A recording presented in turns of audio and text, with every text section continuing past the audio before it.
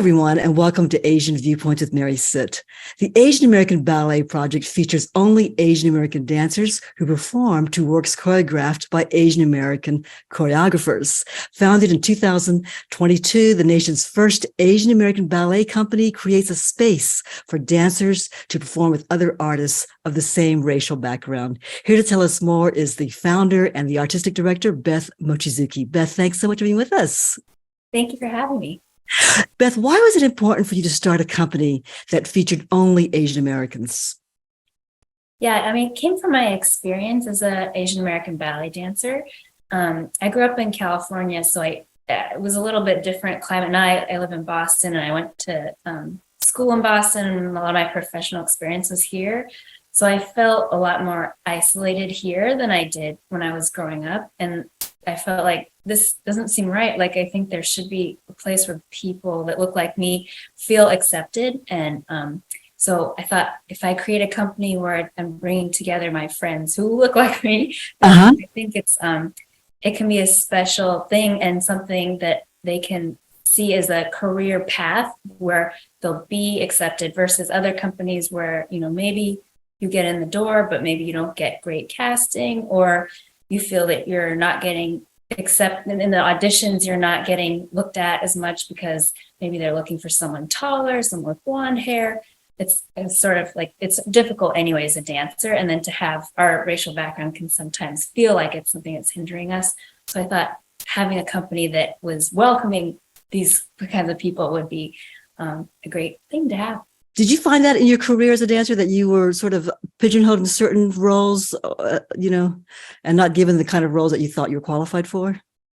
I think all dancers sort of second guess ourselves, and we wonder. No one's ever saying like, you didn't get this part because of you have bad pirouettes, or right, or because that you're Asian. Like, right. No one ever tells you. So I think we're always thinking like, why didn't I get this? And I think it's good that we have the self-confidence to feel like I should be getting more, but I could never say like I wasn't getting a part that I deserve, because there are a lot of deserving dancers, and I got a lot of opportunities that were great and broadened my experience. But at the same time, like, I was asked to do Chinese many times. Yeah, I do feel like it played into casting. Well, one of your missions of your ballet company is to tell stories from an Asian American viewpoint. So tell me about that. How would you do that? Like, would Sleeping Beauty have the same plot, or would it have, or the same type of dances, or how would it have that Asian American viewpoint?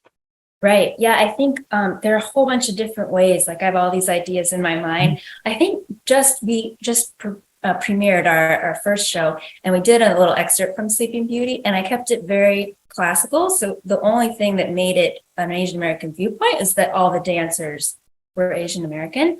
But I think it could also be really cool to do different story ballets and change the setting, or the time period could be like, I can think of all sorts of things in Swan Lake in Japan, or doing Roman. Oh, yeah. Different. Right. In America, even two different sorts of, and I think there's a lot of like opportunity to tell classical stories that are already out there, as well as for new choreographers to come in and tell. Maybe it's a fairy tale that we already know, or maybe it's a new ballet. And it could be a story that is an Asian story that is part of, our heritage, something we're growing up, or it could be totally new.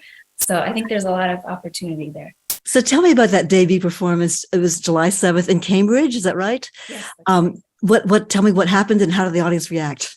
The audience loved it. Great. I was a little nervous. It was the first time, and luckily a lot of our friends were there, but also a lot of people we didn't know, people who saw our posters and our marketing, and it was amazing. Everyone was there, and it felt like they were rooting for us to do well. We did 4 ballets. So I said we did an excerpt from Sleeping Beauty. We did a new ballet called Suho and the White Horse, which is a Mongolian folktale about the origin of the morankur, which is their fiddle. So that was very well received. People loved that one. We had a couple little kids in it that kind of stole it. Oh, that's nice. And then we did 2 contemporary ballets by a couple of New England choreographers that were they're beautiful. There's one that was a duet, and there's another with 4 of my dancers. So Yeah, it was very well received. People loved it. Beth, what does it do to the dancers to be surrounded by artists who look like them, who by other Asian Americans? Is it empowering, and does it feel different when the whole company is made up of Asian Americans? Yeah, I believe it is. Man, I just from the rehearsal process, the first day when they were all in there taking class, I was like, whoa, I've never experienced this in my life. Even as a child, where I was one of several Asian Americans, it was never just us in one room. So it felt like, wow, like a real moment. And then there were times when I was watching the ballets, rehearsal, watching the ballets on stage, and I was like, wow, it's really special for me. And I know for them, I asked them for feedback, and they had the same kinds of thoughts that they'd never done this before. And it was so freeing. And one of the dancers said, like, she's never had this much fun. I think it wasn't as competitive as a lot of company environments. So sort of felt like we pulled a layer away where it was Right. like, we're all trying to jockey for the one spot in the front, instead of being in the back of the court, like everyone was there, and there was a small company too. So that And there's a certain feeling too of not being the only one, right? Like when I go to Hawaii, it's like, it's great looking around. Everybody looks just like me, and I'm not, the only Asian in the room, right? Yeah. Or the only Asian, maybe two at this meeting or something. It's sort of nice to just look around, and it's normal. That's the norm. And is that what you were trying to create with your ballet company? Just make it the norm?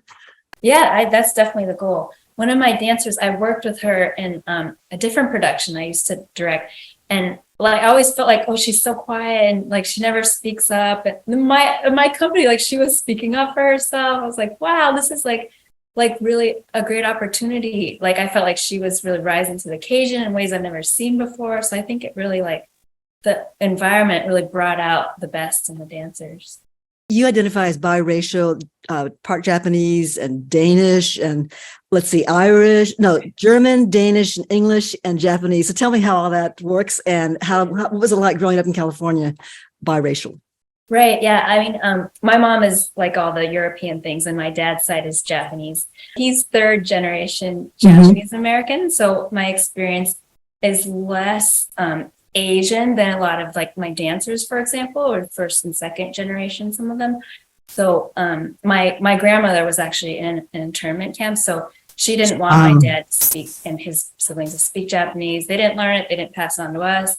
We didn't get a whole lot of that cultural heritage from them because they were afraid that would be right. for us.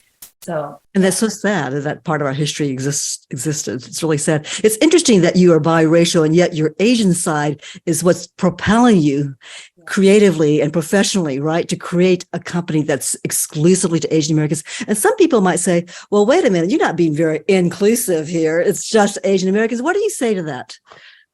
Yeah, I mean, luckily no one besides my family members have brought up. But, I mean, I think, there is a place, everyone is included in the broader American ballet landscape. Like we can all go out and get jobs, theoretically. The problem is if you're a person of color, there are less doors open to you. So I think it's okay to have these spaces. I mean, there are similar companies in other like Dance Theater of Harlem where they're more... Yeah. The Alvin Ailey Dance Company, I think of it. Yeah. Yeah. So I think it's okay to have both kinds, not to be like, you can't join, but to just say like, this is a space for us to grow as a community. And, there are other spaces for people who don't. Right. And there are more of those spaces. Right. How does the Asian American Ballet Project actually shift expectations and norms? Because that's also one of your purposes. It is. Yeah. I mean, I think my idea is that sometimes this is what I would guess, that people go to the theater, and if there are Asian American dancers, it's like, oh, that's different. That's usually not she's usually a blonde character or whatever, right. Their expectation is. So I want people to eventually, like, if we get more work out there, for it to be just like, oh, this is normal. It's not a difference that people like really grab onto. Whereas right now, it's great. There are a lot of more dancers of color dancing in these big companies, but I think it's still like an unexpected thing. Like, oh, that was different, Right. And I don't want it to be like that. I think, especially for children, to see that there are opportunities out there, and it's not that you're the lucky one, but like you have a path where you can choose any option. Yeah. Great. Well, Beth, thank you so much for sharing with us. Appreciate it. Yeah, you're welcome. Thank you for speaking. If you enjoyed this show, please click the like button below and be sure to subscribe. A new show drops every Thursday. I'm Mary Sitt. Thanks for watching.